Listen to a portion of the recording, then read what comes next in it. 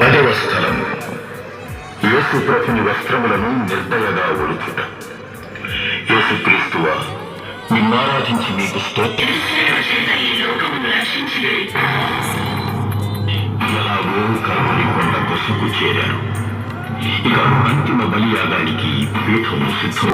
శ్రమలను అనుభవిస్తున్న ప్రభువా, సర్వవిధ పాప దోషాలు, అన్యాయాలు, అవినీతి నా శరీరంతో అంటుకులా ధరించాలని ఉంది.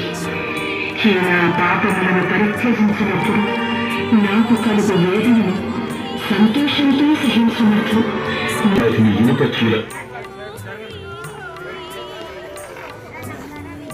ఇలతో సిలువకు అంటగొట్టుట.